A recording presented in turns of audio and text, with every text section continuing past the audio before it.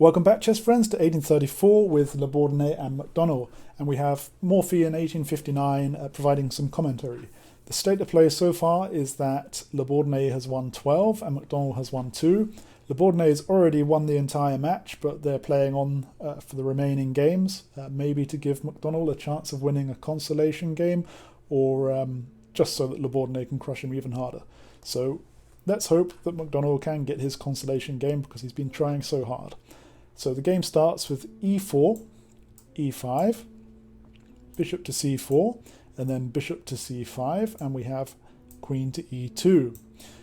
Morphy says, White, by this move, initiates the opening known as the Lopez Gambit, a debut rarely practiced at the present day. Its legitimate result should be an even game. Okay, Morphy, so we carry on with d6, and again, he says, besides the move here adopted, black may also play knight to f6, knight to c6, or queen to e7. If he chooses the first, and white replies with f4, black may capture the proffered pawn not only with safety, but with advantage. We subjoin one or two variations. So continuing this line, e5, black castles, knight to f3, and now d5, and black has undoubtedly the better game. If white now takes the knight, black's answer is rook to e8, and he must win, because he's pinned the queen. And instead of capturing the knight, if bishop retreats to b3, black's answer is knight to c6. And finally, if white plays, instead of retreating the bishop, d4, then bishop captures d4, the knight captures d4, c captures the bishop, the queen captures the pawn, and the black queen comes to d5, and black has the advantage. Or, going back a little bit further, instead of pushing e5 here, if he does knight to f3 first, knight to c6, c3, black does castle now, d4, d5, and play as white may, we think that black must obtain a superior position. Okay, Morphy working very hard there, giving us all those lines, but none of that was played. We have instead d6, d3, and Morphy doesn't like this. He says that f4 is now the correct move. Well, okay, let's ignore him because d3 was played, and we have knight to f6, h3, knight to c6, c3, knight back to e7, bishop back to b3, knight to g6, g3, so pushing more pawns on the king side here from Bourdonnais, and c6. A good move for Bourdonnais now might be to develop his knight because he's still got a lot of pieces on the back rank, but he doesn't. He goes for f4. And now we have captures, and McDonnell should maybe castle here, get his king out of danger, but he doesn't do that. He goes for bishop captures knight. Bourdonnais captures back, and McDonnell immediately grabs this h-pawn. And now McDonnell is up a whole pawn, so hopefully he can maintain this and go on to win the game and not blunder it all away. Let's see what Bourdonnais does. He pushes his pawn again, attacking this knight, so the knight moves out of the way.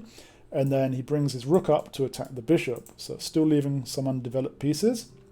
The bishop retreats to g4, where it's protected by both knights. And now Bourdonnais has his queen under attack, so he moves this out of the way to g2.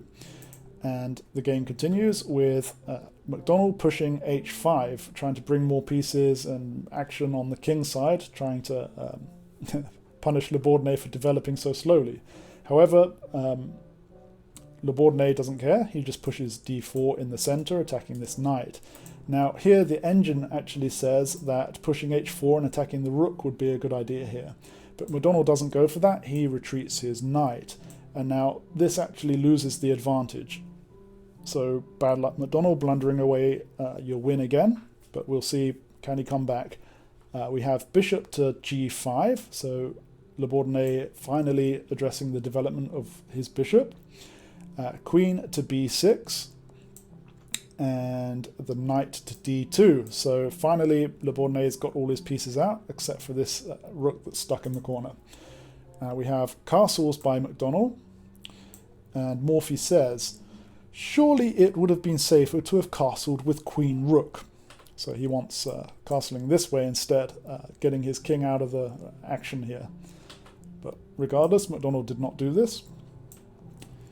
Bishop to f4, and Morphy says, knight to c4 followed by bishop to f4, as suggested by another commentator, would have been bad play. Suppose knight to c4, queen to c7, now bishop to f4, and knight captures e4, and black will certainly retain his advantage. Should white capture the knight, black's reply is rook on a to e8, at once regaining the piece and remaining with 2 pawns more than his adversary and a good position. So here, of course, the queen is pinned, but Bourdonnais can sacrifice some other pieces in front of it so that the queen can escape, but black will still be ahead. Morphy continues from here. If instead rook to e3, black's proper answer is knight on d to f6. So this is backing up the central knight here, which is a bit of a monster and causing Bourdonnais lots of trouble. Okay, Morphy, let's go back to the actual game as played. We have bishop to f4, and we continue with d5 from McDonnell. Now e5, attacking this knight now, and the rook on f to e8 on the semi-open file. We now have bishop to e3, and Morphy says, this is not a good move. King to f1 instead would have given white a fine game, for suppose king to f1, checking with the queen would be useless as white could move this king to g1 and the position would not be materially altered. Suppose king to f1 then, knight to h7, the rook captures the bishop, pawn captures back, and the queen captures the pawn. White now has a winning position. The attack must, in a few moves, become irresistible. And now the engine agrees that this bishop to e3 move here now means that black is really winning. So let's keep this going, McDonnell. You can do this. We have now h4 from McDonnell, and Morphy comments, well played. However, the engine says it's a massive blunder and white is winning. So, yeah. Let's continue. Maybe he can get out of it. We have rook captures the bishop, the knight captures the rook, the queen captures the knight, and now McDonnell uses his other knight to capture the pawn on e5. And I think he probably spotted that if Bourdonnais captures with the pawn, then the queen can come and capture this bishop with check. And that's exactly what happens. So let's go, McDonnell. Keep this up. Morphy has a comment though. He says, instead of capturing with the pawn, he says queen to e2. Queen to e2 has been properly suggested as a better move at this point. Okay, so the engine says that capturing the pawn was even better, but that's okay. We have the pawn captures and the queen captures with check, so looking good for McDonnell. We continue with the king moving out of the way, and we have McDonnell capturing the centre pawn and Bourdonnais keeps running. Now McDonnell tries to offer a queen exchange, but Bourdonnais denies it, and McDonnell tries to offer a queen exchange again, but now the game is drawing. So instead of this last move, he could have played, for example, rook captures on f5, and we might have rook to g1 and then rook to f4, and an exchange of queens here. And at this point, the powerful pawns that are all passed on the king side here would have secured McDonnell the victory, but that's not what happened. He went queen to e3, and we continue with the queen capturing h4, queen to h6, still trying to offer the exchange. So the queen captures now, he accepts, and the pawn captures back. We have rook to f1, finally developing this last rook, and f6, c4, and McDonnell brings his king to f7. He is bringing it towards the centre of the board because it's starting to look like an endgame. Then we have c captures, and king to d3. So Bourdonnais also heading towards the centre of the board. But Morphy says, knight to e4 with a view of bringing the knight into better play would have been a good move. Of course, the pin is the bishop is pinning the pawn here, so it can't capture the knight. But that wasn't played. We have the king moving up instead, and now we have rook coming across to g8 on the open file.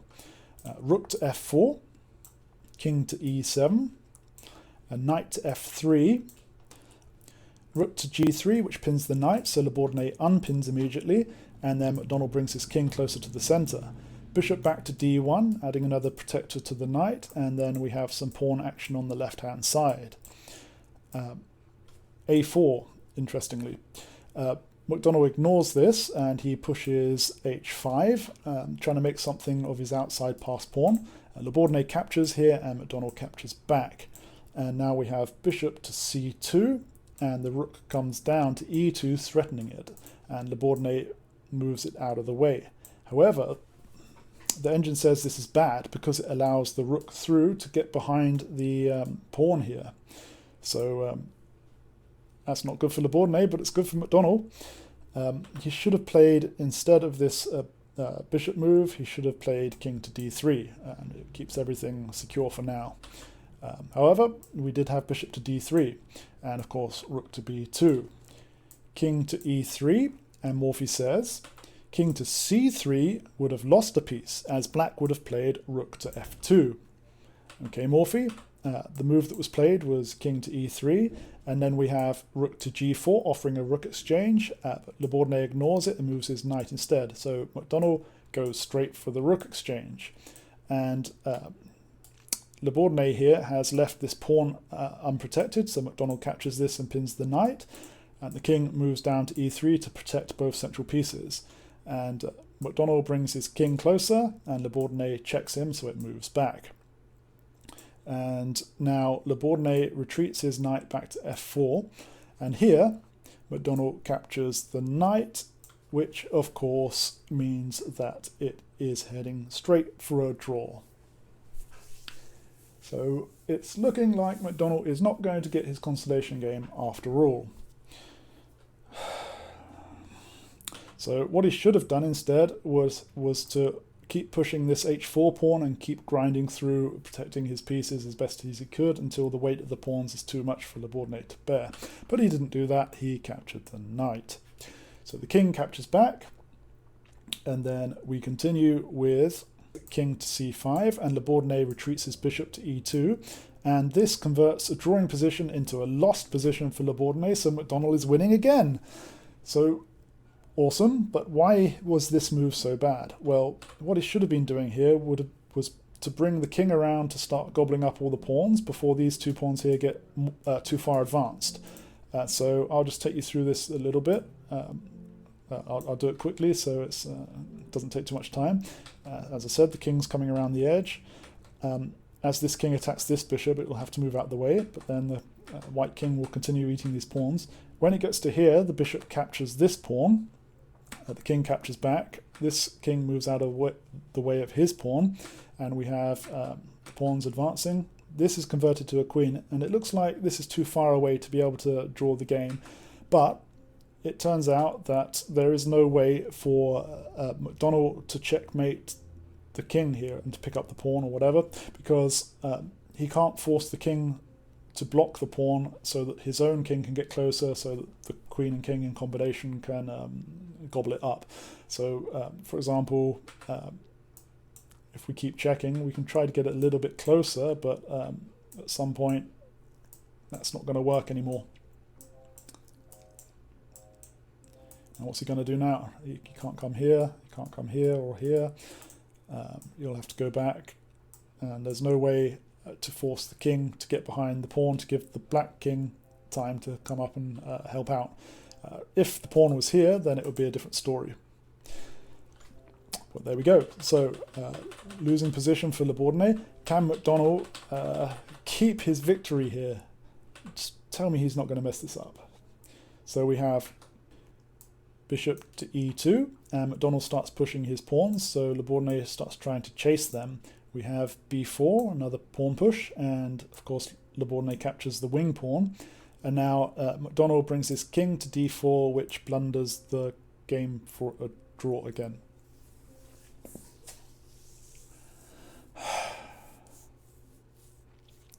So Bourdonnais continues with king to g3, which blunders it in the opposite direction, and McDonnell is winning again. So let's go. Come on, McDonnell, keep this up. Don't mess it up on your next move, please. The Bourdonnais' correct plan would have been to, as we said, go around behind and hoover up the pawns before they get too advanced on the left-hand side here. But no, he didn't do that. He played king to g3. And so McDonnell spots his chance. He goes b3. We have bishop to d1, keeping an eye on this, or trying to keep an eye on this pawn. We have b2, one square away from queening. We have bishop to c2 to protect the queening square. And now McDonnell brings his king to e3, and Bourdonnais resigns. McDonnell's won. Yes, consolation game. Let's go. All right, why did he resign? Well, he realized that this pawn is going to come down this open file and the bishop's going to be forced to capture it. The black king's going to capture the bishop, and then this pawn is going to be free to queen on b1, and it will shortly be checkmate.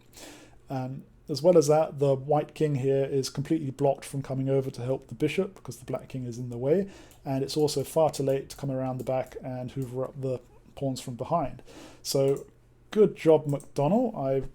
I'm very happy that he's won his consolation game. He's only losing 12 games to 3 now, but hey, I'm sure he went back to his room very pleased with himself and excited for the remaining games with this win. And I'm pretty sure Bourdonnais would have sworn in French and smoked and drank and gambled with his friends for a few hours into the night. Maybe he went to bed early this time because he lost. Feels good. I'll see you again for game 20.